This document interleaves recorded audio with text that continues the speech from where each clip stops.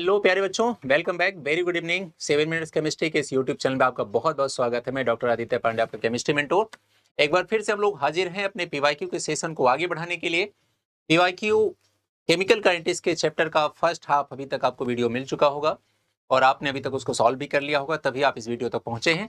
आज ये जो सेकेंड पार्ट है, इसमें आगे के जो जेईई मेंस के क्वेश्चन हैं, नेक्स्ट जो 30 क्वेश्चन हैं, उनके बारे में हम लोग डिस्कस करने वाले हैं।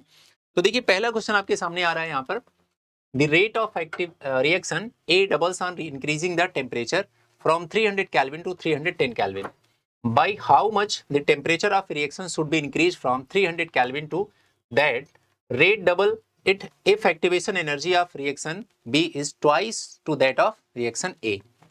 देखिए हुआ क्या बेटा, इसमें दो रिएक्शन है। इसमें एक तो इसमें अपने पास चल रही है रिएक्शन ए के बारे में डिस्कशन चल रहा है बेटा, ठीक है, और दूसरा इसमें रिएक्शन के बारे में डिस्कशन चल रहा है। तो दो रिएक्शन है इसमें। अब देखो, उसने कहा कि ए को हमने डबल कर दिया टेम्परेचर, अगर हमने 300 से 310 कर दिया तो हमारी जो रेट ऑफ रिएक्शन ऑफ ए है वो डबल हो गई, है ना, ऐसा कहना है इसका। तो बताओ बेटा जी, अगर ऐसा हो रहा है तो हम इक्वेशन कौन सा यूज करें इसमें? इक्वेशन तो सबको पता हो गया होगा यार अब तक, है ना। चलो बताओ कौन सा इक्वेशन यूज किया जाए। हमारा इक्वेशन यहाँ पर हो जाएगा log K2 divide by K1 is equal to EA divide by 2.303 R 1 बाई T1 माइनस 1 अपॉन T2। ठीक है, ये इक्वेशन हो जाएगा। अब उसने बोला है कि rate of reaction of A is double, यानी कि K2 क्या हो जाएगा, 2K1 हो जाएगा, है ना। और K2 इज इक्वल टू, अगर 2K1 हो गया ऐसा गिवन है, तो ये हो जाएगा log 2K1 divide by K1 is equal to EA divide by 2.303 R and temperature कितना गिवन है बेटा, 1 अपॉन T1 है हमारा 300 केल्विन टेम्परेचर, माइनस T2 है 310 केल्विन टेम्परेचर। ठीक है, तो यहाँ पर ये K1 से K1 कैंसिल हो जाएगा, ये हमारा आ जाएगा log केवल 2 आ जाएगा। यहाँ पर ये ऐसे लिखा रहने दो, ठीक है। ये फिर से सॉल्व कर लेते हैं, E अपॉन 2.303 R, ये क्या हो जाएगा बेटा, 300 इंटू 310, और ये एलसीएम लेने के बाद ये हो जाएगा 310 माइनस 300 हो जाएगा, ठीक है, ये हो जाएगा। और यहाँ पर क्या आ जाएगा, log 2 आ जाएगा। ठीक है, ये अपने पास एक इक्वेशन बनके तैयार हो गई। चलिए अब दूसरे पर काम कर लेते हैं बेटा। दूसरा कह रहा है कि अब फिर से हम लोगों ने एक रिएक्शन कराई, वो रिएक्शन बी है, जिसमें पहले टेम्परेचर कितना था बेटा, 300 था। बाद में हमने टेम्परेचर को चेंज करने की कोशिश की, ठीक है, और जब टेम्परेचर को चेंज करने की हमने कोशिश की तो 300 से अब हम टेम्परेचर कितना कर लें कि रेट ऑफ रिएक्शन फिर से डबल हो जाए। तो फिर से वही बात हो जाएगी, फिर से वही हो जाएगा log 2K2 upon K1 is equal to EA divide by 2.303 R, और नीचे हो जाएगा टेम्परेचर कितना है बेटा, 1 अपॉन 300 माइनस 1 अपॉन T2 हो जाएगा, है ना। अब एक चीज और इसमें दिया गया है कि जो activation energy of reaction of B is twice of that of reaction A।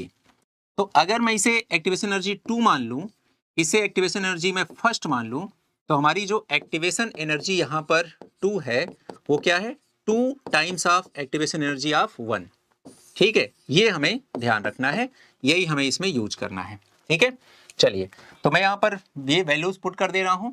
इस इक्वेशन को फिर से हम चेंज कर दे रहे हैं, ये ऐसे कैंसिल हो जाएगा, जब हम यहाँ 2K1 रख देंगे तो ये log 2 हो जाएगा, और फिर से ये हो जाएगा log 2 इज इक्वल टू आ जाएगा EA डिवाइड बाई 2.303 R, और यहाँ पर आ जाएगा ये 2, है ना, और यहाँ पर आ जाएगा ऐसे 3 T2 minus 300, T2 minus 300 divide by 300 into T2, 300 into T2, ये आ जाएगा। ठीक है, डन। अब हम क्या करें, देखो यहाँ पर भी log 2, लेफ्ट हैंड साइड में log 2 और इसमें भी लेफ्ट हैंड साइड में log 2। अगर ये दोनों इक्वल हैं तो मैं इस राइट हैंड साइड को भी आपस में इक्वल कर सकता हूँ बिना किसी डाउट के। तो मैं यहाँ पर लिखूंगा EA1 डिवाइड बाई 2.303 R, ठीक है, और यहाँ हो जाएगा अपने पास 300 माइनस 310 माइनस 300 कितना आ जाएगा बेटा 10 डिवाइड बाई 300 इंटू 300 इंटू 310 ये इज इक्वल टू इधर EA2 और अभी आपको बताया गया कि EA2 क्या है बेटा 2EA1 के बराबर है, यहाँ पर मैंने लिखा भी है इसको। ठीक है, तो ये हो जाएगा 2EA1 ठीक है डिवाइड बाई 2.303 R और इधर हो जाएगा T2 minus 300 divide by 300 T2। ठीक है, अब मैं ये EA1 से EA1 कैंसिल कर दूंगा, नीचे ये पूरा का पूरा एक साथ कैंसिल हो जाएगा बेटा। ठीक है, ये जीरो से ये जीरो कैंसिल आउट हो जाएगा, है ना, सब डन यहाँ तक। अब हमारे पास क्या बचा, ये 2 है, मैं इसको नीचे लेके आ जाऊँ यहाँ पर ट्रांसफर करके, ये हो जाएगा 2 into 300 into 31 is equal to इधर क्या हो जाएगा T2 minus 300 divide by 300 into T2 हो जाएगा। अब इसमें क्रॉस मल्टीप्लाई कर देते हैं, ये हो जाएगा 300 T2 इज इक्वल टू ये सब मल्टीप्लाई हो जाएगा आपस में बेटा, ये हो जाएगा T2 माइनस 300 और मल्टीप्लाई कर देंगे 2 इंटू 300 इंटू 31 कर देंगे। ठीक है, ये 300 यहाँ भी 300 यहाँ भी, ये कैंसिल आउट हो जाएगा बेटा, ये हो जाएगा T2 is equal to T2 minus 300 और यहाँ पर क्या आ जाएगा 2 इंटू 31 कितना हो जाएगा 62 आ जाएगा। ठीक है, अब अंदर मल्टीप्लाई कर देंगे T2 is equal to 62 T2 ठीक है माइनस अब इधर मल्टीप्लाई हो जाएगा 62 इंटू 300। ठीक है, तो ये हो जाएगा बेटा 61 T1 is equal to 62 into 300 आ जाएगा। ठीक है ना, ये अपना एक आंसर आ गया।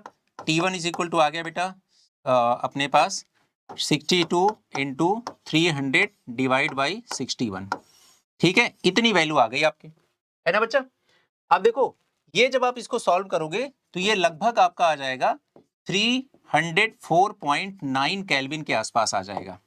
ठीक है, T2 इतना आ गया। अब आगे देखो मैं यहाँ पे सॉल्व कर दे रहा हूँ, चूंकि हमें पूछा गया है चेंज इन टेम्परेचर बताना है, व्हाट लिखा है यहाँ पर ना शुड बी इंक्रीज, यहाँ लिखा है देखो by how much the temperature of reaction should be increased, यानी कि चेंज कितने का आना चाहिए, तो हमें लिखाना पड़ेगा डेल्टा T निकालना पड़ेगा। ठीक है, अब हमने देखा 304.9 के आसपास हो गया, स्टार्टिंग में टेम्परेचर 300 था, तो जो चेंज आएगा वो 4.9 केल्विन के आसपास का टेम्परेचर आएगा, ऐसा 4.9 डी वाले ऑप्शन में, तो हमारा ये करेक्ट आंसर हो जाएगा। आगे बात समझ में। ठीक है, कैलकुलेशन थोड़ा बड़ा है पर घबराना नहीं है। The rate of reaction quadruplet. ठीक है, अब यहाँ पर हमने क्वाड्रप्लेस कर दिया, यानी कि 4 टाइम कर दिया। इसका मतलब क्या हो गया, हमने रिएक्शन को मतलब रिएक्शन हमारी जो हो गई वो 4 टाइम्स हो गई when the temperature changes from 300 to 310 kelvin. The activation energy of this reaction, अब इस रिएक्शन की एक्टिवेशन एनर्जी कितनी हो जाएगी ये हमें देखना है बेटा। ठीक है, और हम कैसे निकालेंगे, हम निकालेंगे फॉर्मूला वही रहेगा log K2 divide by K1 is equal to EA divide by 2.303 R 1 बाई T1 माइनस 1 अपॉन T2। ठीक है, ये हमारा इक्वेशन बन जाएगा। अब कह रहा है रेट ऑफ रिएक्शन 4 टाइम्स हो गया, ये हो जाएगा log 4 times of K1 divide by K1 is equal to activation energy ही तो हमसे क्वेश्चन में पूछा गया है। ठीक है, वो हमने रख दिया यहाँ पर, और डिवाइड बाई 2.303 R, R की वैल्यू हम लास्ट में एकदम पुट करेंगे। टेम्परेचर यहाँ पर स्टार्टिंग में 300 था, बाद में 310 हो गया। ठीक है, तो ये K1 से K1 कैंसिल, log 4 की वैल्यू यहाँ पर आ जाएगी 0.60 के आसपास आ जाएगी, ये हो जाएगा EA डिवाइड बाई 2.303 R। ठीक है, और ये आ जाएगा जब हम एलसीएम लेंगे तो 310 माइनस 300 ऊपर 10 आ जाएगा, नीचे 300 इंटू 310 आ जाएगा। ठीक है, ये हो गया।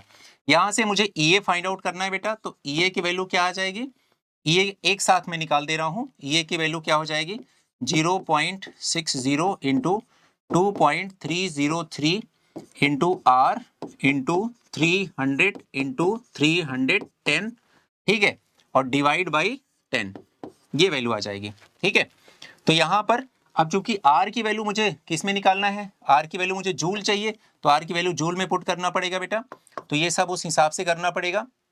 ठीक है, अब सारा का सारा देख लो, यहाँ पर ये 2 0 है, ये 3 0 है, 3 0 से ये मैं सारा का सारा जीरो इसका गायब कर सकता हूँ, है ना। एक तो ये हो गया, अब बाकी जो बचा उसको डील कर लेते हैं। ये 0 नीचे से हटा दो, ये भी ऊपर ही लेके चलो, तो हो जाएगा 0.06 हो जाएगा इंटू 2303 इंटू आर की वैल्यू मैं लिख दूंगा 25/3, किलो जूल में है तो 10⁻³ इंटू 31 इंटू 3 हो जाएगा। ठीक है, अब ये 3 से 3 में से मैं कैंसिल कर दूंगा। ठीक है, और बाकी सब इनको अब आपको सॉल्व करना पड़ेगा बेटा। तो यहाँ से जब आप सॉल्व करेंगे तो आपके एक्टिवेशन एनर्जी का जो फॉर्मूला आएगा वो ऑलमोस्ट 107.2 किलो जूल पर मोल के बराबर आ जाएगा।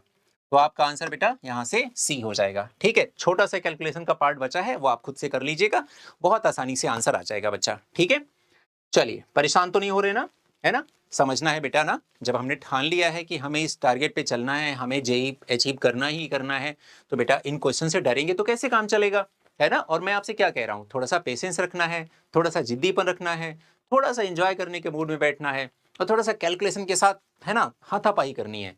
बस लगा के रखना यार, आ जाएगा सब, मजे करो, है ना? ऐसा सोचना नहीं है, टेंशन नहीं लेना, कोई भी अपने ऊपर ऐसा बर्डन लादने की जरूरत नहीं है, आराम से सब हो जाएगा। ठीक है, चलिए आगे देखते हैं।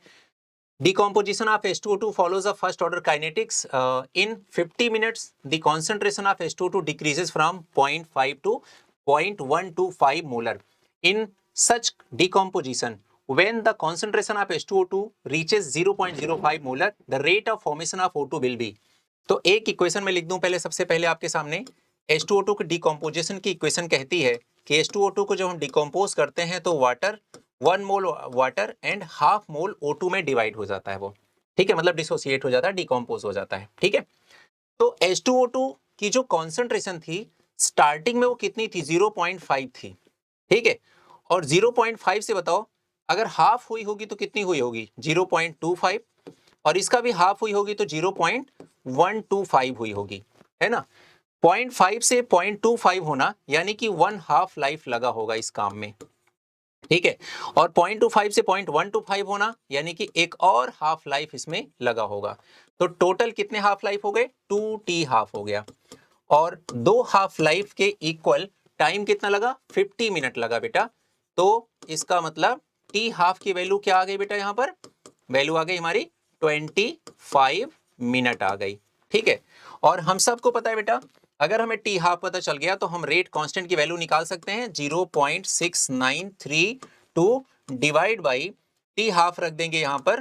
ठीक है, तो ये वैल्यू हमारी जो भी आना होगा 0.6932 डिवाइड बाई 25, है ना, मिनट।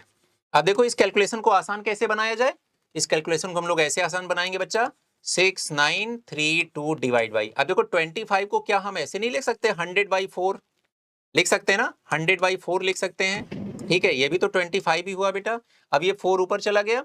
ठीक है, तो ये k की वैल्यू यहां पर क्या आ गई, 0.6932 इंटू 4 डिवाइड बाई 100। ठीक है, ये आ गया, पर मिनट ही आएगा, है ना?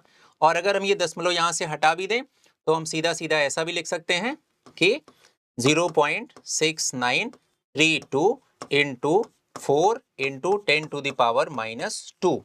ठीक है, और अगर एक दशमलव इस साइड लेके आए तो ये -3 हो जाएगा, दशमलव यहां से हट के यहां आ जाएगा।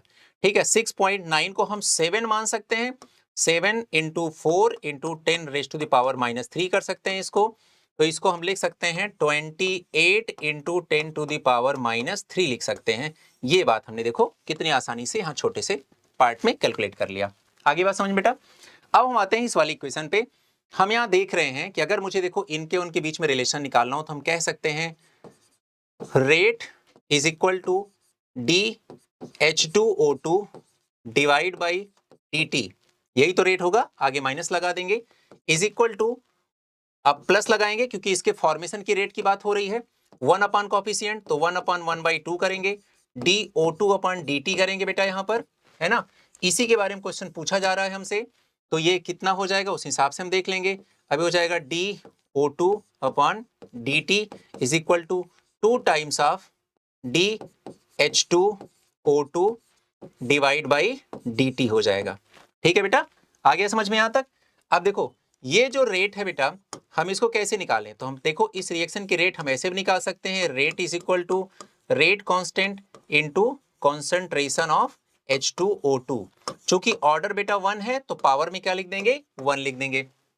अब कह रहा है अब कॉन्सेंट्रेशन कितनी हो गई, 0.05, और K की वैल्यू अभी आपने फाइंड आउट करी 2.8 इंटू 10⁻³ इंटू कॉन्सेंट्रेशन कितनी हो गई है 0.05।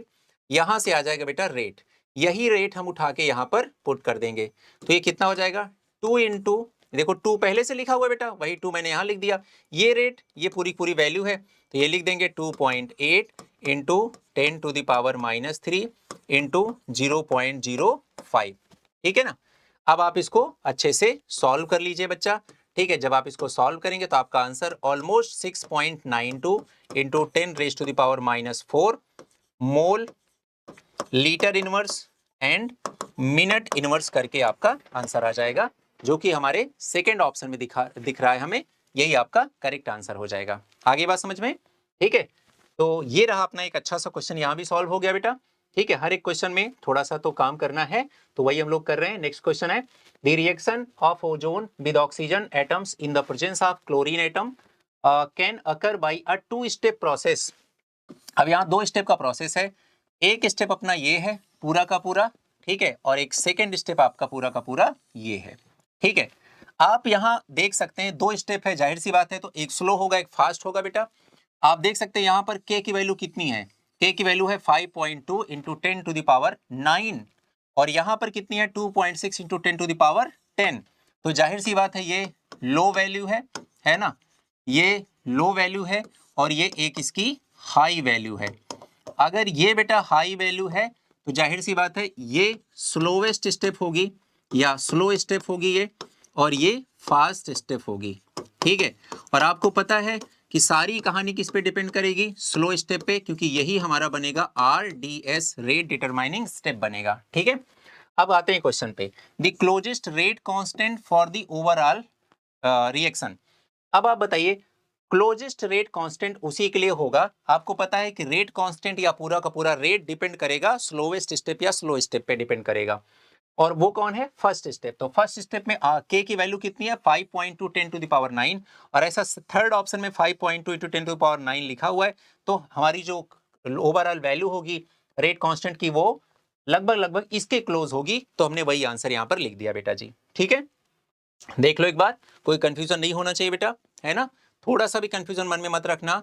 हमें K की वैल्यू देख करके हमने रेट पता कर लिया, कौन सा स्लो और कौन सा फास्ट स्टेप होगा, उसके बिहाफ पे हमने कहा कि सब कुछ इसी पे डिपेंड करेगा, तो आंसर हमारा सी हो गया।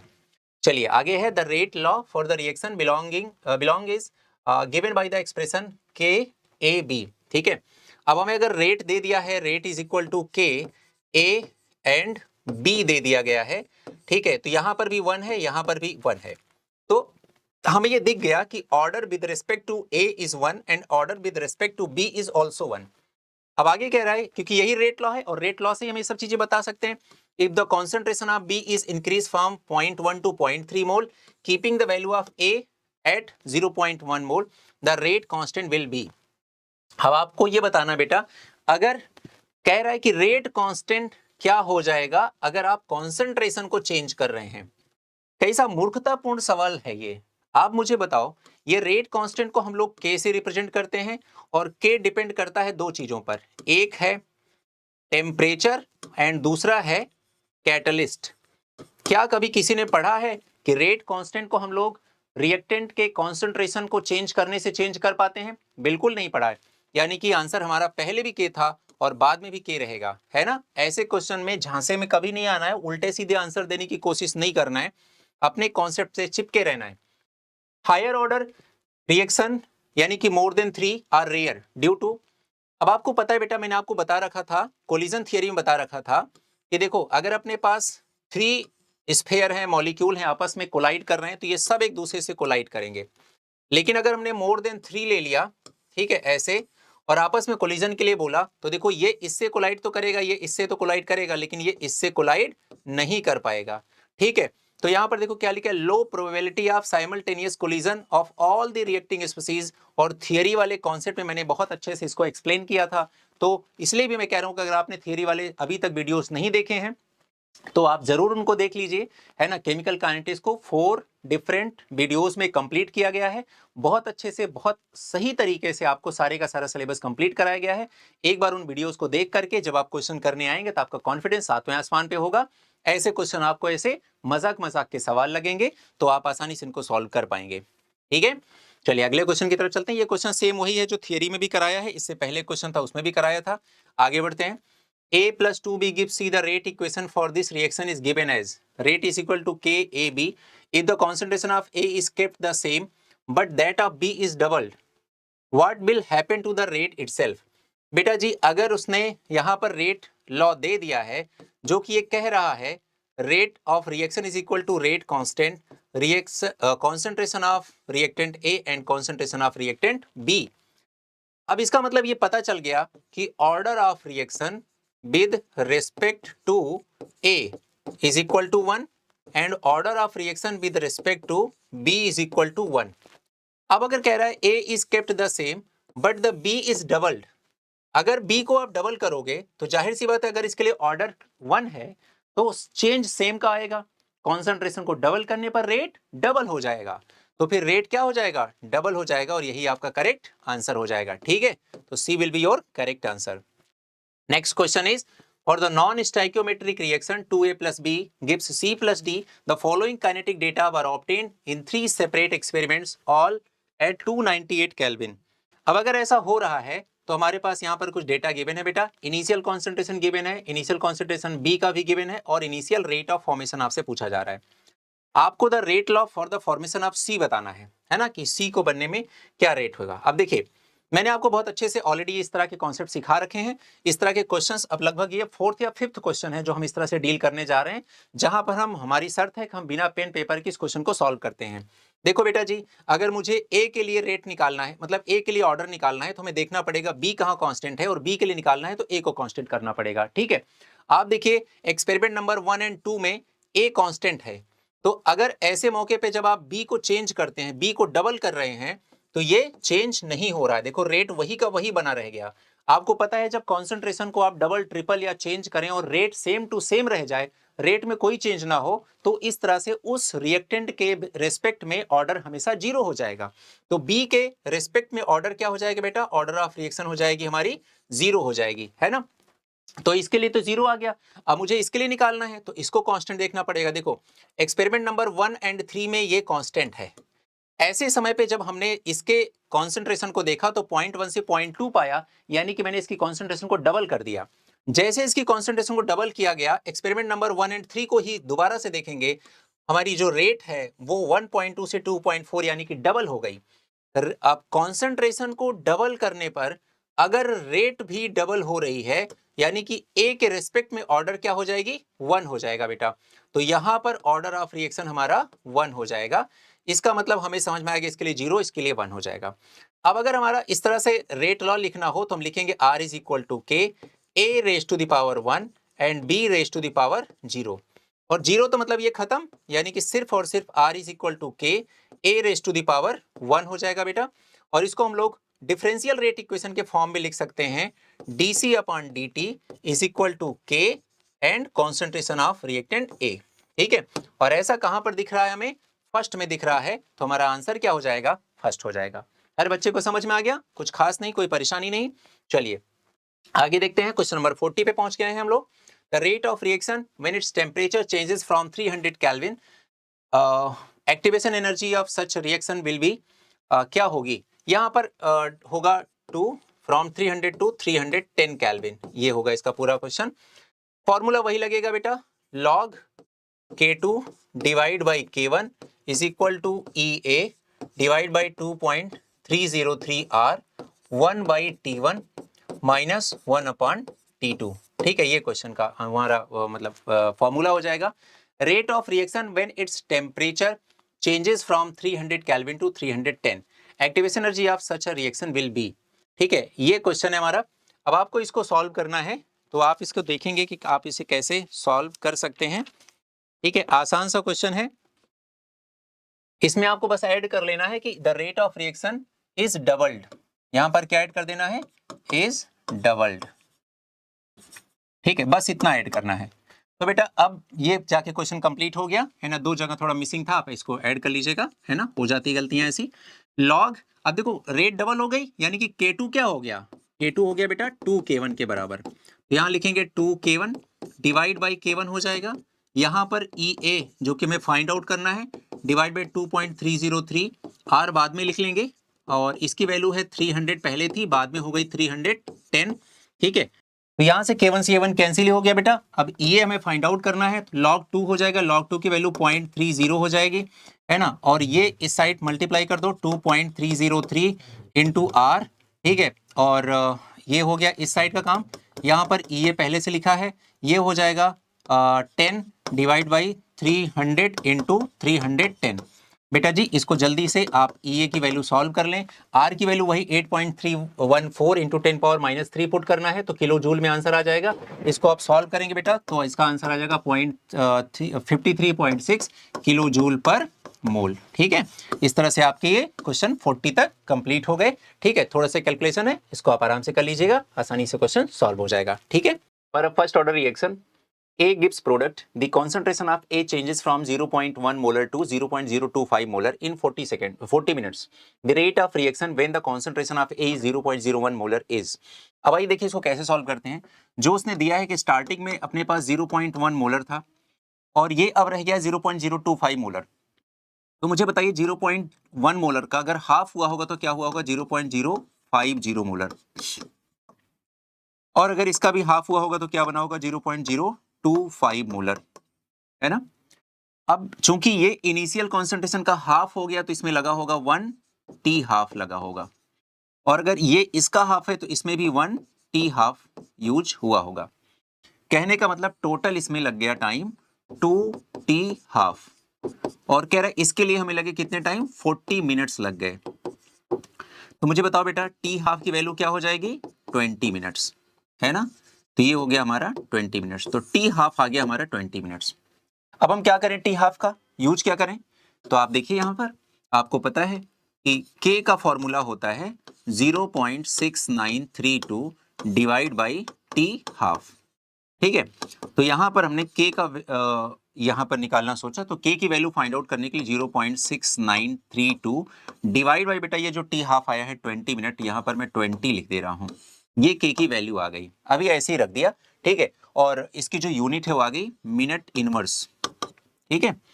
अब उसके बाद हम लोग क्या करें, उसने जो हमसे पूछा है क्वेश्चन में क्या पूछा है, rate of reaction when the concentration of A is this. अब चूंकि ये फर्स्ट ऑर्डर काइनेटिक्स है बेटा, तो फर्स्ट ऑर्डर काइनेटिक्स के लिए हम लोग रेट क्या लिखेंगे, rate is equal to rate constant into initial concentration of reactant raise to the power 1, ठीक है। अब हमें रेट फाइंड आउट करना है, तो रेट कांस्टेंट कितना है अपने पास, 0.6932 डिवाइड बाई 20 इंटू कॉन्सेंट्रेशन ये कितना दे रहा है, 0.01 दे रहा है, तो यहाँ हम लिख देंगे 0.01 लिख देंगे, ठीक है। अब मुझे इसको सॉल्व कर लेना है, बहुत इजीली सॉल्व भी हो जाएगा, ठीक है। अब देखो यहाँ पर ये 2 डिजिट पे दशमलव है, मैं इसको हटाने के लिए क्या कर सकता हूँ, 10 टू द पावर -2 कर सकता हूँ। यहाँ पर एक ये 0 है, इसको हटाने के लिए यहाँ पर 10 पावर -3 हो गया। अब नीचे क्या बच गया, केवल और केवल 2 बच गया। अब इसको हम क्या कर देंगे, कैंसिल आउट। क्या आ जाएगा बेटा, 0 पॉइंट, ये आ जाएगा 3 टाइम्स, ये आ जाएगा 4 टाइम्स, ठीक है, ये हो जाएगा 6 टाइम्स, तो लगभग इसी के आसपास कुछ आ जाएगा, इसके आगे करने की जरूरत नहीं है, इंटू 10 टू द पावर -3। इसको हम और क्या लिख सकते हैं, इसको लिख सकते हैं 3.46 या 47 इंटू 10 टू द पावर -4 लिख सकते हैं। एग्जैक्ट मैंने आपको सॉल्व करके दिखा दिया, ये बेटा रेट आ गया। अब रेट की यूनिट क्या होगी बेटा, रेट की यूनिट तो वही होगी मोलर सेकेंड इनवर्स, नहीं यहाँ पर मिनट लिया गया है और ऑप्शन भी मिनट में है, तो मिनट इनवर्स हो जाएगी, ठीक है। ये मोलर मिनट इनवर्स हो गई, और ऐसा ऑप्शन मुझे कहां दिखाई दे रहा है, फर्स्ट वाले में दिखाई दे रहा है 3.47 इंटू 10 टू द पावर -4, तो ये हमारा करेक्ट आंसर हो गया बेटा जी, ठीक है। अब देखो ये वाला जो सेगमेंट बार बार मैं आपको सिखाने की कोशिश कर रहा हूं, इसी पर आपको काम करना है। आप देखा करो ये जो दिया गया है इसको कैसे करें, अदरवाइज अगर आप ऐसा नहीं करते तो आप क्या यहां पर यूज कर रहे होते, वो बड़ा वाला formula K is equal to वाला फॉर्मूला याद है ना, 2.303 R है ना, और पूरा डिवाइड बाई टी, और उसके आगे फिर log initial concentration divide by concentration after time T, वो सब करना पड़ता। तो हम उससे बचने के लिए ये सिंपल सा हम लोगों ने यहाँ से टी हाफ निकाला, टी हाफ से के निकाल लिया, रेट कांस्टेंट को देखो निकालना है, अगर हमें रेट कांस्टेंट पता चल गया तो रेट इज इक्वल टू ऐसा पुट किया और आपका आंसर आपके सामने आ गया। चलिए अगले क्वेश्चन की तरफ चलते हैं। Rate of chemical reaction doubles for the every 10 degree rise in temperature. ऐसा हम लोगों ने कोलिजन थियरी में effect of temperature on rate of reaction पर हम लोगों ने ऑलरेडी डिस्कस कर रखा है। If the temperature is raised bye 50 degree, अब देखो फिर यहां पर आ गया बेटा रेज्ड बाय, जैसे ही यहां पर रेज्ड बाय टर्म आएगा हम समझ जाएंगे कि अब हमें क्या करना है, ये चीज चेंज दिया गया है यहां पर, ठीक है। क्या दिया गया बेटा यहां पर चेंज के बारे में ही बताया गया है। तो ये है डेल्टा टी आपका, जो कि 50 डिग्री सेल्सियस टेम्परेचर दिया गया है, ठीक है। आपसे पूछा गया है कि the rate of reaction increased by about. बेटा आपको अगर याद हो तो कोलिजन थियरी है ना, पूरा का पूरा जो उधर अपन लोगों ने वीडियो नंबर 4 में कंप्लीट किया है, वहां पर आप देख सकते हैं, वीडियो नंबर 5 है शायद उसमें कंप्लीट किया, वहां पर देख सकते हैं मैंने आपको एक फॉर्मूला लिखा है, new rate is equal to old rate into 2 raise to the power mu, ठीक है। या हम इसको लिख सकते हैं new rate is equal to old rate into 2 raise to the power delta T divide by 10, ठीक है। अब बताओ new rate is equal to old rate 2 raise to the power delta T की वैल्यू कितनी है 50 और 50 डिवाइड बाई 10, ठीक है। तो ये 0 से 0 कैंसिल हो गया, क्या हो गया 2 टू द पावर 5 हो गया। तो old rate into 2 to the power 5, बेटा इसको कैसे लिखेंगे, ये कितना आ जाएगा, ये 32 आ जाएगा। तो न्यू रेट हमारी क्या आ गई 32 टाइम्स ऑफ ओल्ड रेट, और ऐसा कहां दिया गया है, ये ऑप्शन। तो आपका करेक्ट आंसर हो जाएगा सी वाला, ठीक है। समझ में आ गया बेटा अच्छे से। ये आपका क्या है, टेम्परेचर कॉफिशिएंट है, ये जो आप यहां पर देख रहे हैं टेम्परेचर कॉफिशिएंट है। यहां पर दिया गया क्वेश्चन में थोड़ा ऐसा चीज देखना है जो आगे काम आए, क्योंकि यहां लिखा rate of chemical reaction doubles, इस वजह से हमने 2 raise to the power mu लिखा है। कल को अगर क्वेश्चन आ जाए कि rate of the reaction is tripled, तो यहां पर 3 raise to the power mu लिखना है आपको, ठीक है, ये ध्यान रखना है। तो ये कभी भी चेंज भी हो सकता है आगे आने वाले क्वेश्चन में। चलिए यहाँ पर देखते हैं, कंसीडर द रिएक्शन, ये तो कोई रिएक्शन दी गई है, the rate of reaction for this reaction is, rate of reaction क्या है, ये रेट ऑफ रिएक्शन इसके लिए है, ठीक है। ये रेट ऑफ रिएक्शन Cl2 पर डिपेंड कर रही है और H2S पे डिपेंड कर रही है, ऐसा हमें कौन बता रहा है, रेट लॉ बता रहा है, रेट लॉ हमें ऐसा बता रहा है। Which of these mechanism are consistent with this rate equation, ठीक है। अब मुझे देखना है, देखो यहाँ पर A एंड B दो दिए गए हैं, यहाँ पर A स्लो प्रोसेस है और B का केवल और केवल ये स्टेप स्लो प्रोसेस है, यानी कि यहाँ पर ये RDS बनने की कोशिश कर रहा है और यहाँ पर ये RDS बनने की कोशिश कर रहा है। हम देख लेते हैं किस RDS की हमें जरूरत है ना, जिसकी जरूरत होगी उसी मैकेनिज्म को हम अपने इस वाले रेट ऑफ रिएक्शन की स्टडी में यूज कर लेंगे, ठीक है। देखो मुझे कैसा RDS चाहिए जिसमें Cl2 एंड H2S हो, Cl2 एंड H2S केवल इस वाले में है, इस वाले में Cl2 एंड HS माइनस है, HS माइनस एक रिएक्शन इंटरमीडिएट है। अगर मैं इसको अभी यूज कर लूंगा तो फिर मैं आगे कैसे उसको कंप्लीट कर पाऊंगा, रेट लॉ को कैसे मैं कंफर्म कर पाऊंगा या साबित कर पाऊंगा कि वो सही है। फिर यहाँ पर इंटरमीडिएट का इन्वॉल्वमेंट नहीं रखना है, तो उस RDS को हम सेलेक्ट करेंगे जहां पर वही रिएक्टेंट गिवन है जिस रिएक्टेंट का यूज हमारे रेट लॉ में किया गया है। इसलिए आंसर केवल और केवल फर्स्ट होगा, कोई भी कंफ्यूज ना हो, बी तो बिल्कुल भी नहीं होगा, ठीक है। और रीजन मैंने समझा दिया।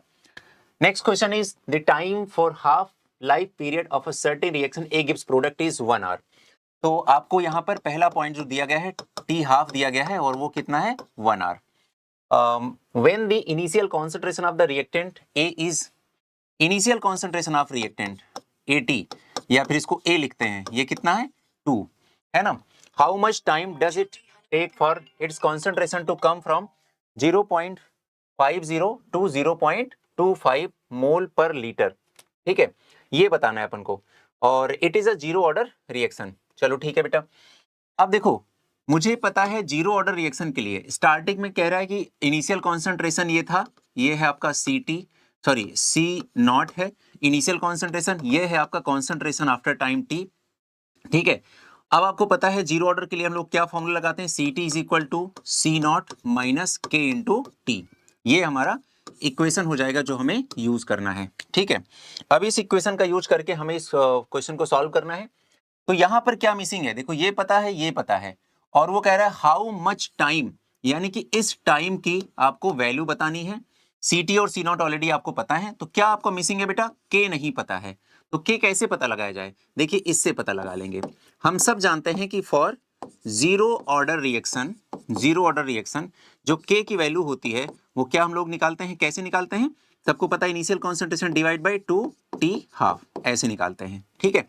या T half is equal to A/2K, same ही सेम है ना। तो यहाँ पर हमें K की वैल्यू फाइंड आउट करनी है। A यानी कि इनिशियल कॉन्सेंट्रेशन 2 गिवन है, डिवाइड बाई भी 2 है, और T हाफ की वैल्यू 1 है, ठीक है। तो ये सब कैंसिल होकर के कितना आ गया, 1 आ गया, ठीक है। अब ये वैल्यूज यहाँ पुट करेंगे। Ct की वैल्यू है 0.50 is equal to 0.25 minus K की वैल्यू आ गई है 1, और इनटू क्या कर देंगे, T कर लेंगे, है ना।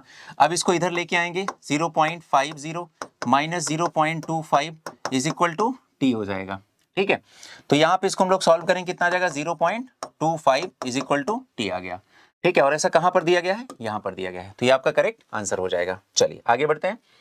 The half-life period of a first order chemical reaction is 6.93 minute. तो अगेन यहाँ पर T हाफ के बारे में बोला गया है 6.93, और वो मिनट में गिवन है।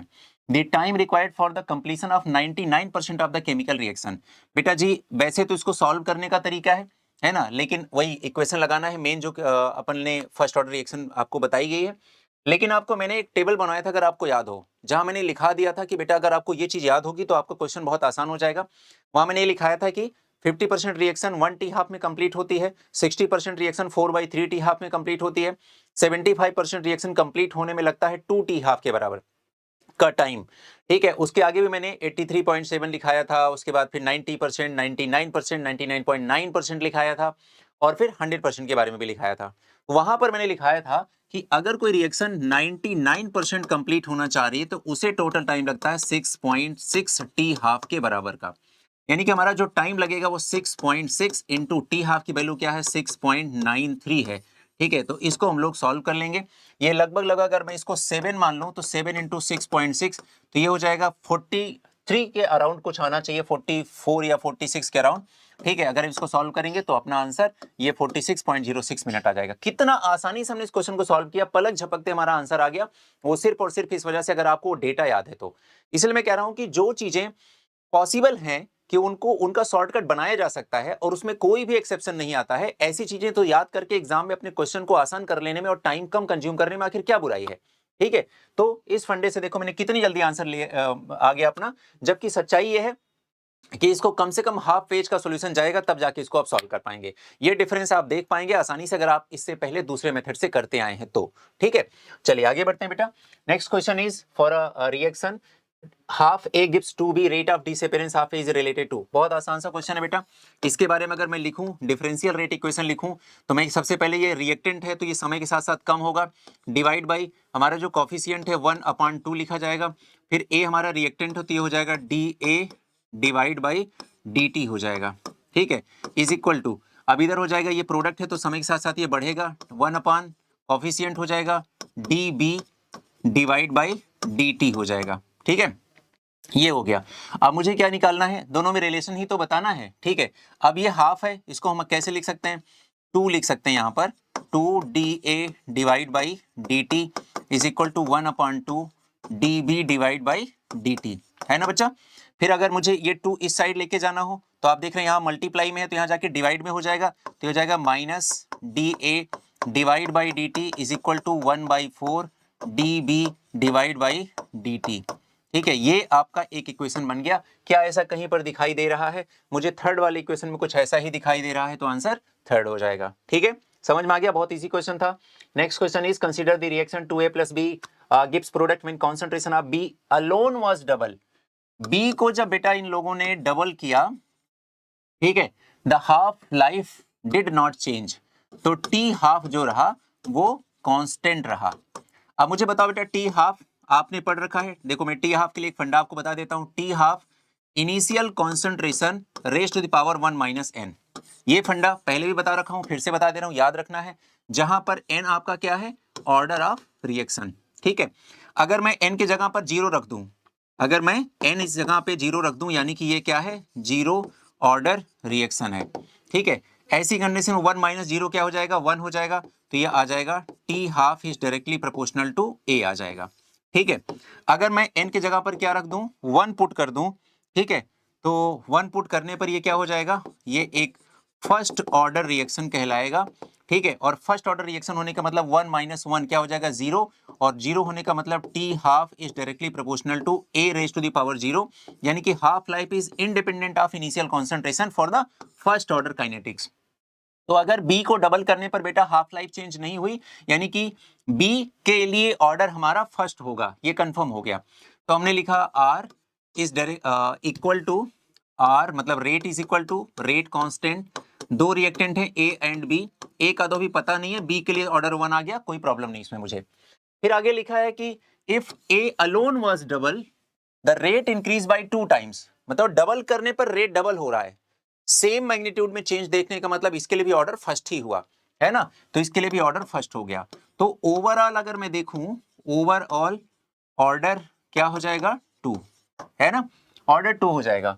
अब कह रहा था यूनिट ऑफ रेट कांस्टेंट। अब देखो ये भी फंडा मैं ऑलरेडी आपको सिखा चुका हूं कि रेट कांस्टेंट की जो यूनिट है बेटा जी, ठीक है, वो कैसे हम लोग निकालते हैं। तो मैंने आपको सिखा रखा था कि हम करते हैं ऐसे, mole per litre raise to the power 1 - n, और उसके बाद फिर सेकेंड इनवर्स, जहां पर अब देखो टोटल ऑर्डर क्या है 2, तो n की जगह पे क्या रख देंगे 2, तो 1 - 2 कितना आ जाएगा, -1, तो ये हो जाएगा मोल -1 डिवाइड बाई लीटर -1, और ऊपर आ जाएगा इधर सेकेंड इनवर्स। ठीक है, अगर मैं इसको थोड़ा सही करके लिखूं, लीटर को ऊपर लेके जाऊं, तो बेटा ये क्या हो जाएगा, ये हो जाएगा litre +1 mole +1 sorry -1 and second inverse. ठीक है, अब ऐसा ऑप्शन कहां मिल रहा है बेटा अपन को, यहां पर मुझे दिखाई दे रहा है ये वाला आंसर, तो बी हो जाएगा। ठीक है, अब मैं आपको बताता हूं अपनी वाली ट्रिक, है ना, ये सब तो ठीक है, ये सब तो तरीके से हर कोई बच्चा निकाल लेगा। ऐसा क्या करें कि हमें सब कुछ भी ना करना पड़े और हमें तुरंत आंसर आ जाए। आइए इसका तरीका देखते हैं। देखिए, कभी भी अगर आपको ऑर्डर पता चल गया, ऑर्डर 2 है, ठीक है ना, तो ध्यान रखिएगा आपको यहां पर इतने सारे रेट कांस्टेंट की यूनिट्स गिवन है ऑलरेडी। यहां पर लीटर की पावर क्या है, पहले वाले में 0, यहां पर लीटर की पावर क्या है 1, यहां पर तो नो यूनिट लिखा है, यहां पर लीटर की पावर क्या है -1।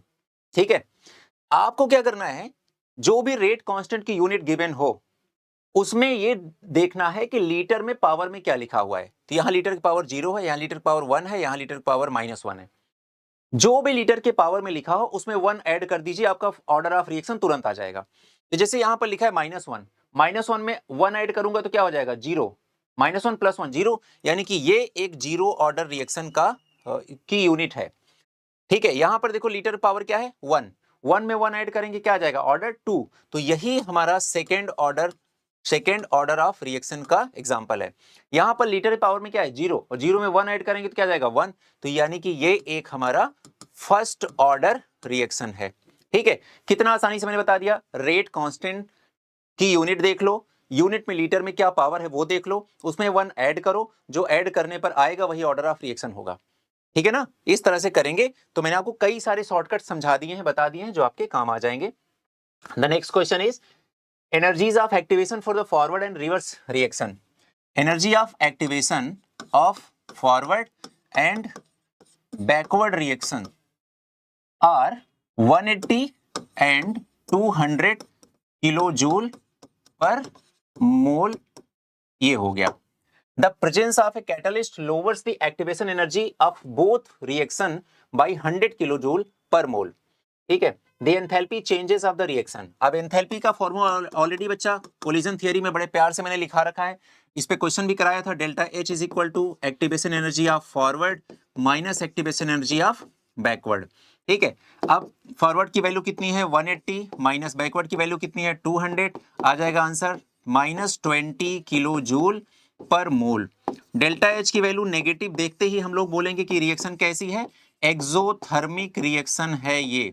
ठीक है, अगर ये एक्सोथर्मिक रिएक्शन है तो अब इस तरह से हमारा आंसर -20 में कहीं दिख रहा है, नहीं दिख रहा है। तो अब हमारे पास ऑप्शन ही नहीं है, तो हम फर्स्ट ऑप्शन मान लेंगे। लेकिन अब नीट जेई के एग्जाम में 2007 में सेम ऐसे क्वेश्चन आया, अब मजबूरन आपको उसमें 20 हिट करना पड़ेगा, 20 ही टिक करना पड़ेगा, और कुछ ऑप्शन आपके पास नहीं। लेकिन ये आंसर तो गलत है, -20 होना चाहिए। ठीक है, तो एग्जैक्ट आंसर इसका -20 होगा, ये बात ध्यान रहे। चलिए next question. The following mechanism has been proposed for the reaction of NO with Br2 to form NOBr, यानी कि एक ऐसी रिएक्शन होनी है जिसमें NO प्लस Br2 मिल करके NOBr बनाएंगे। ठीक है, अगर इसको मैं बैलेंस करूं तो मेरे हिसाब से मुझे क्या करना चाहिए, इसको अगर मैं 2 ले लूं तो ये 2 NOBr बैलेंस हो गया, तो ये हो गया।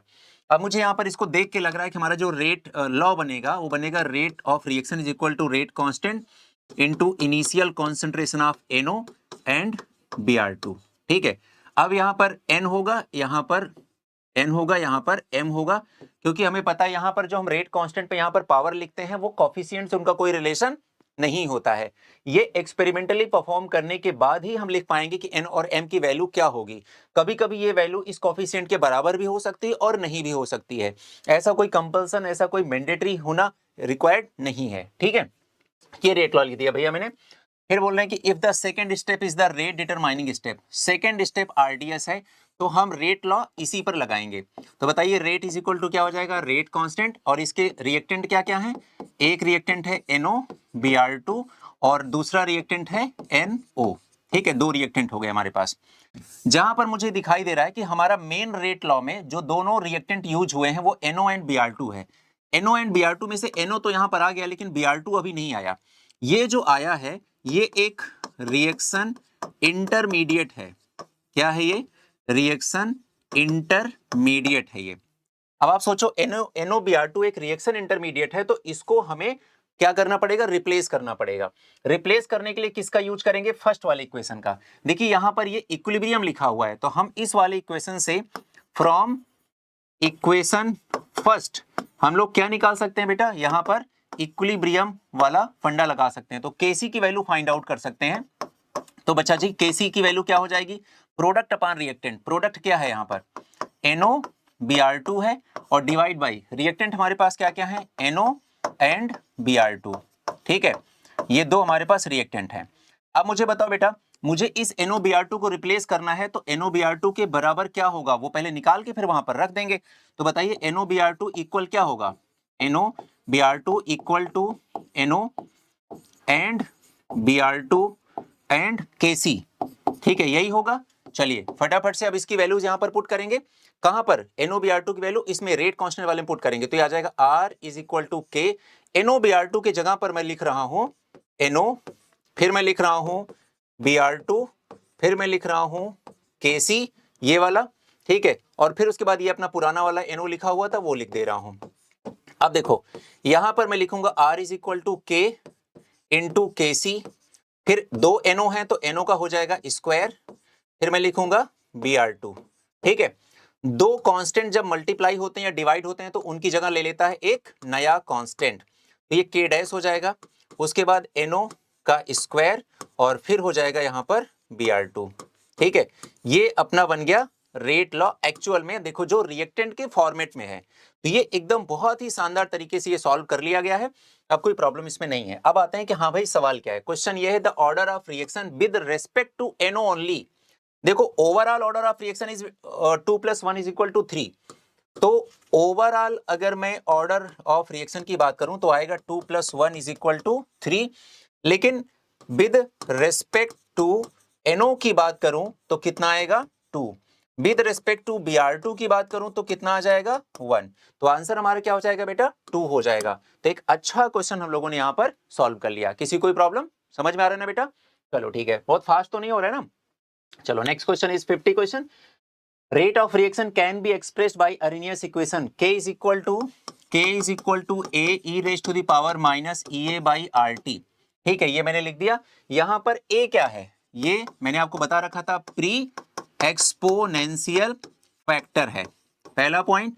इसी को हम और क्या बोलते हैं, अर्हेनियस कांस्टेंट के नाम से भी इसको हम जानते हैं। ठीक है, यहां पर EA क्या है बेटा, एक्टिवेशन एनर्जी है, एक्टिवेशन एनर्जी है। R क्या है यहां पर, universal gas constant, universal gas constant है। T क्या है यहां पर, temperature in kelvin.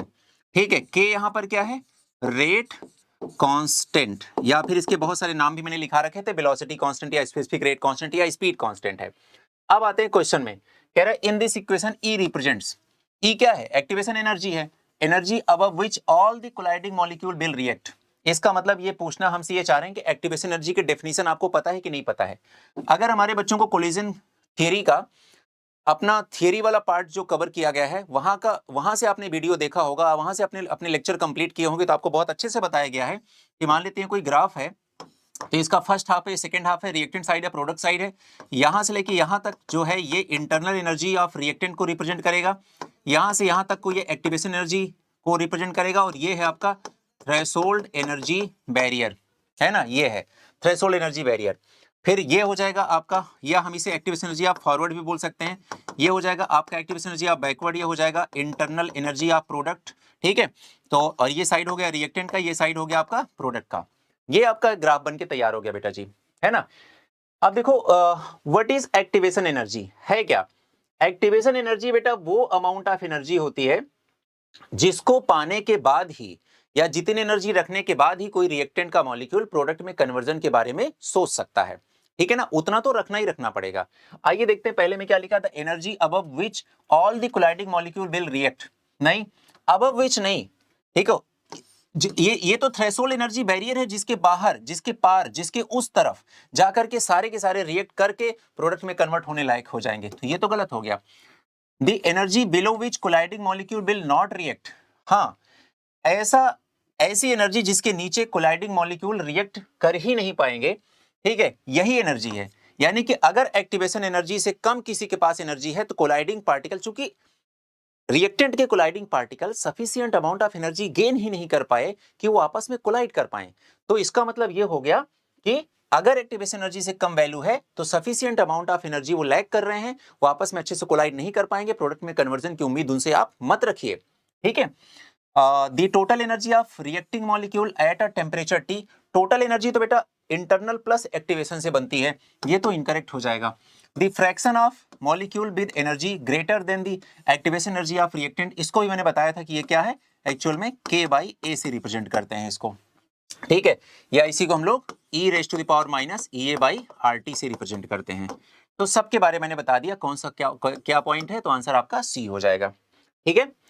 Next, the reaction was found to be second order with respect to concentration of carbon monoxide. तो एक रेट लिखा गया, rate is equal to rate constant carbon monoxide, and इसके लिए ऑर्डर क्या है, 2 है। If the concentration of carbon monoxide is doubled, अब आप then the everything kept same the rate of reaction, बेटा अगर इसकी कॉन्सेंट्रेशन को आप डबल कर रहे हो तो रेट, चूंकि रेट ऑफ रिएक्शन ऑर्डर 2 है तो क्या हो जाएगा, 4 टाइम्स रेट हो जाएगा भाई, है ना। ये तो आपको बताया गया है कि अगर आप कॉन्सेंट्रेशन को डबल करें और रेट ऑफ रिएक्शन में कोई चेंज देखने को ना मिले तो ऑर्डर 0 हो जाएगा। अगर आप डबल करें कॉन्सेंट्रेशन ऑफ रिएक्टेंट को, रेट भी डबल हो जाए तो ऑर्डर फर्स्ट हो जाएगा। अगर आप कॉन्सेंट्रेशन ऑफ रिएक्टेंट को डबल करें और ऑर्डर आपका 4 टाइम्स हो जाए तो ऑर्डर 2 हो जाएगा, इस तरह से, है ना। तो ये बात ध्यान रखनी है, तो यहां पर आ जाएगा 4 टाइम्स, कहां लिखा है, increase by a factor by of 4, बस ये आंसर हो जाएगा। इजी क्वेश्चन था। T1/4 can be taken as the time taken for the concentration of a reactant to drop to 3/4 of its initial value. If the rate constant for a first order reaction is K, then T1/4 can be written as, देखो बेटा T1/4 का मतलब क्या हुआ, अगर एक अपने पास reaction है A गिव्स प्रोडक्ट, हमने इनिशियली उसको A लिया है तो प्रोडक्ट हमारे पास 0 होगा। अगर A से A-4 इसका कम हो गया तो ये A/4 बनेगा। ये यही पूछ रहा है कि T1/4 का मतलब ये हुआ कि 1/4 उसका कंज्यूम हो गया, तो बताओ बचा हुआ अमाउंट क्या हुआ, बचा हुआ अमाउंट हो गया 3A/4 हो गया, है ना। अब आप अपना फॉर्मूला लगा दीजिए, K is equal to 2.303 divide by T log initial concentration divide by concentration after time T, है ना, बस ये लगा दीजिए फंडा। तो क्या हो जाएगा, K is equal to 2.303 divide by T, और T लिख दिया, ये T क्या है, 1/4 वाला T, एंड इधर क्या हो जाएगा लॉग, और इनिशियल कॉन्सेंट्रेशन कितना है A, concentration after time T कितना हो गया 3A/4, क्योंकि यहां पर हम रिमेनिंग अमाउंट लिखते हैं बेटा, 3A/4, 4 को मैंने ऊपर लिख दिया, अभी से शिफ्ट कर दिया, तो A से A क्या हो गया, ये कैंसिल आउट हो गया। फिर मैं लॉग 4/3 को सॉल्व करूंगा, ठीक है, तो मुझे पता चलेगा, तो यहां पर बेटा लॉग 4/3 लिखा हुआ है। अब हम क्या लिखेंगे, K is equal to, sorry K नहीं, अब इसको T1/4 निकालना है, तो T1/4 is equal to 2.303 divide by K, और ये हो जाएगा log 4 माइनस log 3 हो जाएगा, ठीक है। अब log 4 माइनस log 3 की वैल्यू आपको बताना होगा। log 4 की वैल्यू क्या हो जाएगी, आपको पता है 2 log 2 कर लेंगे इसको तो ये जाएगा 0.6 के आसपास हो जाएगा। log 3 की वैल्यू 0.47 के आसपास हो जाएगी, ये वैल्यू आप ले लीजिएगा यहाँ पर, और फिर इधर लिखिएगा 2.303 डिवाइड बाई के। सब आप इसको सॉल्व करिएगा बेटा जी, तो आ जाएगा T1/4 इज इक्वल टू 0.29 अपान के आसपास आपका आंसर आ जाएगा। और ऐसा आंसर हमारे लिखा है सेकेंड वाले ऑप्शन में, तो आपका ये करेक्ट आंसर आपके सामने है। ठीक है, next, a reaction involving two different reactants can never be। अब आप सोचो दो अगर इसमें डिफरेंट रिएक्टेंट हैं तो रेट जो होगी हमारी is equal to rate constant, reactant A and B है ना। अगर ये इस तरह की कंडीशन है तो जाहिर सी बात है बेटा, कभी भी मॉलिक्यूलरिटी की बात करोगे तो देखो एक मॉलिक्यूल ये है, एक मॉलिक्यूल ये है, मिनिमम मॉलिक्यूलरिटी दो तो होगी। कभी भी दो रिएक्टेंट को इन्वॉल्व करने वाली रिएक्शन यूनिमॉलिक्यूलर तो कतई नहीं हो सकती है। ठीक है ना, क्यों? ऑर्डर ऑफ रिएक्शन एक्सपेरिमेंटल है, बट मॉलिक्यूलरिटी हम ऐसे देख करके बता सकते हैं कुछ रिएक्शंस का, तो है ना, जो मतलब सिंगल स्टेप रिएक्शन है। लेकिन जो कॉम्प्लेक्स रिएक्शंस हैं उनमें हम मैकेनिज्म की हेल्प लेते हैं तब बता पाते हैं। तो बताओ बेटा यहाँ पर क्या लिखा हुआ है, यहाँ पर लिखा है यूनिमॉलिक्यूलर, तो ये आंसर तो बिल्कुल नहीं होगा। फर्स्ट सेकंड बाई मॉलिक्यूलर सब कुछ हो सकता है, दो मॉलिक्यूल है, ठीक है, दो रिएक्टेंट है, तो यूनिमॉलिक्यूलर तो कभी भी पॉसिबल ही नहीं है। Next question is the rate equation for the reaction 2A plus B gives C is found to be rate this. The correct statement in the relation to this reaction is that the, okay, बहुत easy question है यार। Rate is equal to K A raised to the power 1 and B raised to the power 1। Overall order of reaction आ जाएगा 1 plus 1 is equal to 2। ठीक है, ये अपना confirm हो गया।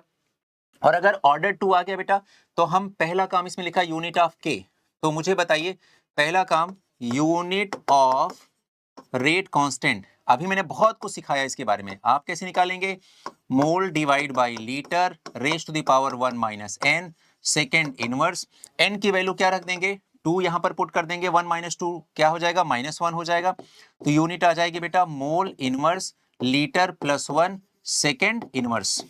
ठीक है, क्या यही लिखा हुआ यहाँ पर, यहाँ तो सेकेंड इनवर्स लिखा है, तो ये तो इनकरेक्ट हो गया। T half is a constant, मुझे बताइए बेटा सेकंड पॉइंट, अभी मैंने आपको बताया t half is directly proportional to initial concentration raise to the power 1 minus n. ठीक है, तो अगर ये सेकंड ऑर्डर है तो 1 माइनस 2 हो जाएगा, क्योंकि n की वैल्यू क्या होगी 2, तो 1 minus 2 is equal to -1, then t half is directly proportional to a raise to the power -1 या फिर 1 अपॉन a। तो हाफ लाइफ इनिशियल कॉन्सेंट्रेशन पे डिपेंड तो करेगी, ये तो कह रहा है कांस्टेंट है, तो ये भी इनकरेक्ट हो गया। Rate of formation of C is twice the rate of disappearance of A। इसके लिए मुझे डिफरेंशियल रेट इक्वेशन की हेल्प लेनी पड़ेगी, जो कि मुझे ये बताना चाह रहा है कि -1/2 dA by dt is equal to minus dB divide by dt is equal to plus dC divide by dt। ठीक है ना, ये पूरा लिख दिया। कह रहा है rate of formation of C ये is twice the rate of disappearance of A, ये है ना। तो मुझे तो ऐसा कुछ नहीं दिख रहा है बेटा, मुझे तो हाफ दिख रहा है। मुझे तो ये दिख रहा है कि ये इसकी अगर वैल्यू से कंपेयर करें तो ये तो रेट ऑफ डिसअपीयरेंस का हाफ टाइम है rate of formation of C, तो ये तो इनकरेक्ट स्टेटमेंट हो गया। आगे है value of K is independent of the initial concentration of A and B. ये बिल्कुल सही लाइन मिली, क्योंकि ये जो वैल्यू ऑफ के होती है ये दो ही चीजों पर डिपेंड करती है, टेम्परेचर पर एंड कैटालिस्ट पर।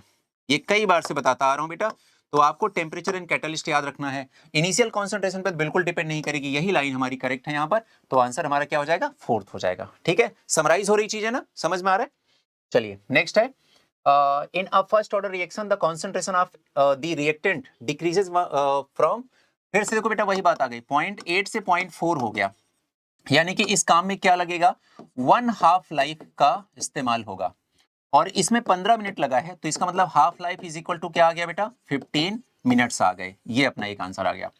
The time taken for the concentration of changes from 0.1 to 0.025, देखो 0.1 से पहले हुआ होगा 0.050, 0.050 से 0.025 होगा, इसका मतलब कि 1/2 लाइफ यहां पर खर्च होगी एंड 1/2 लाइफ यहां पर खर्च होगी, यानी कि टोटल हमारा जो समय लगेगा वो लगेगा 2 टी हाफ के बराबर, 2 इंटू, और टी हाफ की वैल्यू ऑलरेडी कितना है 15, मिनट, तो ये हो जाएगा हमारा 30 मिनट। तो आंसर हमारा 30 मिनट, और ऐसा कहाँ है, फर्स्ट वाले ऑप्शन में तुम्हारा आंसर फर्स्ट हो गया। ठीक है, चलो अभी नेक्स्ट क्वेश्चन है, in the respect of equation k is equal to ये in chemical kinetics which one of the following statement is correct. अभी सब बता रखा है आपको, k क्या है, रेट कांस्टेंट, यहाँ लिखा है इक्विलिब्रियम कांस्टेंट, इनकरेक्ट। a क्या है, अभी आपको बताया कि ये प्री एक्सपोनेंशियल फैक्टर या अर्हेनियस कांस्टेंट है, तो यहाँ पर लिखा है एडजॉर्प्शन फैक्टर, गलत हो गया। E लिखा है एनर्जी ऑफ एक्टिवेशन, करेक्ट है। R लिखा है रिडबर्ग कांस्टेंट, आपको पता है यूनिवर्सल गैस कांस्टेंट है, तो आंसर विल बी C। ठीक है, next question, for the reaction system 2NO plus O2 gives 2NO2, volume is suddenly reduced to half its value by increasing the pressure on it. If the reaction is of first order with respect to O2 and the second order with respect to NO2, देखो ये लिख लेते हैं सबसे पहले, R is equal to K, दो reactant हैं NO and O2, है ना। वो कह रहा है order with respect to O2 and second first order with respect to O2, O2 के लिए ऑर्डर फर्स्ट है एंड NO के लिए ऑर्डर सेकेंड है, यही हमारे लिए जरूरी है। अब वो कह रहा है volume is suddenly reduce to half. अब मुझे बताओ, आप सबको पता है pressure is inversely proportional to volume, अगर वॉल्यूम को हाफ किया गया है तो प्रेशर डबल हो जाएगा, तो हमने पढ़ लिया कि प्रेशर क्या हो गया है, डबल हो गया है। अब यही पर हमें यहाँ पर पुट कर देना है, R is equal to K, इसका प्रेशर डबल हो गया होगा तो ये हो जाएगा 2NO का स्क्वायर, और इसका भी प्रेशर डबल हो गया तो हो जाएगा 2O2 raise to the power 1। अब यहाँ हम क्या करेंगे, R is equal to K, 2 का स्क्वायर क्या हो जाएगा 4, NO ऐसे ही रहेगा और ये 2 केवल 2 रहेगा और O2 ऐसे ही रहेगा। अब इसको हम लिख देंगे R is equal to K, 4 into 2 कितना हो जाएगा 8, है ना। तो 8 में सबसे पहले लिख दे रहा हूं, 8 में पहले लिख दे रहा हूं 8 इंटू K एंड फिर NO एंड फिर O2, है ना। अब देखो बेटा, R is equal to K NO and O2, ये चीज तो आपका पुराना वाला रेट है ना। तो यानी कि जो न्यू रेट बना वो क्या हो गया, 8 टाइम्स ऑफ ओल्ड रेट। तो यहां पर ऐसा कहीं लिखा हुआ है क्या कि increase to 8 times of its initial value, तो answer will be C। Correct, ठीक है, यहां तक आ गया सबको बेटा, समझ में आ गया। चलो, the rate law for the reaction between the substance A and B given by the rate is equal to K A raise to the power N B raise to the power M on doubling the concentration of A and halving the concentration of B, the ratio of the new rate to the earlier rate of the reaction will be। बहुत easy question है बेटा। पहले तुम लिखेंगे rate is equal to K A raise to the power N and B raise to the power M, ये हो गया हमारा इक्वेशन 1। अब आते हैं जो चेंज हुआ है उसको देख लेते हैं, ये हो गया R डैश यानी कि new rate. Rate constant change होगा नहीं, क्योंकि कॉन्सेंट्रेशन ऑफ रिएक्टेंट को बदलने से रेट कभी नहीं बदलता, सॉरी रेट कांस्टेंट कभी नहीं बदलता है। रेट कांस्टेंट तो केवल और केवल टेम्परेचर एंड कैटालिस्ट को चेंज करने से ही होगा, जो कि इन दोनों में किए नहीं गए हैं इस पूरी इक्वेशन में। अब आते हैं ए पर, क्या किया इन्होंने, doubling the concentration of A को डबल कर दिया, तो मैं लिखूंगा 2A raise to the power N। फिर B को हाफ किया है तो मैं लिखूंगा B divide by 2 raise to the power M, और ये हो गया इक्वेशन 2। अब इक्वेशन 2 को थोड़ा सा अपने हिसाब से सजा धजा लेते हैं, तो ये हो जाएगा 2 का, यहाँ हो जाएगा 2 raise to the power N और A raise to the power N, ठीक है। यहाँ हो जाएगा B raise to the power M divide by 2 raise to the power M, ठीक है, ऐसा लिख सकते हैं अपन इसको। तो अपन इसको ऐसा भी लिख सकते हैं, R dash is equal to K A raise to the power N B raise to the power M, ठीक है, ऐसा लिख दिया, ठीक है। और यहां नीचे लिख दिया, नीचे देखना ध्यान से, क्या लिखा 2 raise to the power M, और अगर इसको मैं नीचे लेके जाऊं तो क्या हो जाएगा, ये हो जाएगा 2 raise to the power minus N हो जाएगा, ठीक है। अब इसको थोड़ा सा इधर रखते हैं, ये हो जाएगा R dash is equal to K A raise to the power N B raise to the power M, ठीक है, और नीचे क्या आ जाएगा 2 raise to the power M minus N, ठीक है, M माइनस N आ जाएगा। अब देखो ये वाला बेटा इतना तो आपका क्या है, यहां पर देखो इतना तो आपका क्या है, ओल्ड रेट है, तो यहां पर हम लिख सकते हैं R dash is equal to R divide by 2 raise to the power M minus N, ठीक है। और अब इसको अगर मैं ऊपर लेके जाऊं तो ये हो जाएगा R dash is equal to R into 2 raise to the power N minus M हो जाएगा ये, ठीक है, ये हो जाएगा। तो 2 raise to the power N minus M कहां लिखा हुआ है, D वाले में लिखा हुआ है, तो ये आपका करेक्ट आंसर हो जाएगा, ठीक है, समझ में आ गया, कहीं कोई प्रॉब्लम नहीं, बहुत इजी सा क्वेश्चन था, आपका सॉल्व हो गया, ठीक है। Next question is the formation of gas at the surface of tungsten due to adsorption of this adsorption is the reaction of the order. Okay, बेटा आपको अगर याद हो तो मैंने आपको जीरो ऑर्डर रिएक्शन के एग्जांपल में ऑलरेडी सेम टू सेम यही एग्जांपल लिखा रखा है आपके सिलेबस वाला जो भी आपका थ्योरी वाला पोर्शन हुआ है कवर, है ना। तो उस वीडियो लेक्चर में आप देखेंगे तो एग्जैक्ट यही आपको एग्जांपल मिलेगा जो कि आपके जेईई में पीवाईक्यू में पूछा गया है। मैंने आपको वहां पर एक लाइन लिखाई थी, adsorption of any gases on metal surface is an example of zero order reaction. तो ये भी क्या है, जीरो ऑर्डर काइनेटिक्स हो जाएगी, ठीक है। Next question is the differential rate law for the reaction. अब इसके लिए डिफरेंशियल रेट लॉ देखो बेटा, ये रिएक्टेंट है, टाइम के साथ साथ कम होगा, कंज्यूम होगा तो माइनस DH2 अपॉन dt हो जाएगा। ये भी रिएक्टेंट है तो ये भी टाइम के साथ साथ डिक्रीज होगा, माइनस DI2 अपॉन d2 हो जाएगा। तो ये तो दोनों इसके लिए सही है, लेकिन ये HI प्रोडक्ट है, टाइम के साथ साथ बढ़ेगा बनेगा, तो यहाँ निगेटिव लिखा है इसलिए इनकरेक्ट हो गया, निगेटिव लिखा है इनकरेक्ट हो गया, ठीक है। अब यहाँ कोफिशिएंट को 1 अपॉन कोफिशिएंट लिखते हैं तो 1 अपॉन कोफिशिएंट होना चाहिए।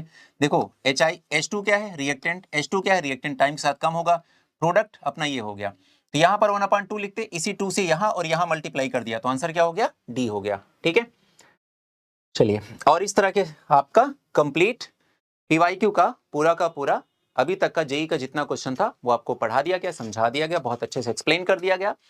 तो ये टोटल जितना भी पीवाईक्यू अभी तक रहा, जितने क्वेश्चन आप लोगों ने अटेम्प्ट किए, सॉल्व किए साथ में, उन सब में कहां कहां आपको अभी भी प्रॉब्लम आ रही है, एक तो वो, दूसरा ये वीडियो आपको कैसा लगा, आप कितना कंफर्टेबल हैं इस टीचिंग पैटर्न को लेकर के, इस पीवाईक्यू सेशन को लेकर के, क्या आपकी क्वेरीज हैं जो अभी भी सॉल्व नहीं हो पा रही हैं, उनके बारे में चर्चा करेंगे हम लोग, ठीक है। क्योंकि हमारे इस चैनल का मेन उद्देश्य यही है कि हमारे बच्चों की जो एक्चुअल प्रॉब्लम्स हैं स्टडीज को लेकर के, या मेनली केमिस्ट्री को लेकर के, या स्टडी पैटर्न को लेकर के, उन सब का एक सॉल्यूशन आपको दिया जाए, और वो सॉल्यूशन काफी रेलेवेंट हो, प्रैक्टिकल हो, और वो इस तरह से हो कि हाँ सच में ये वर्क कर रहा है ना।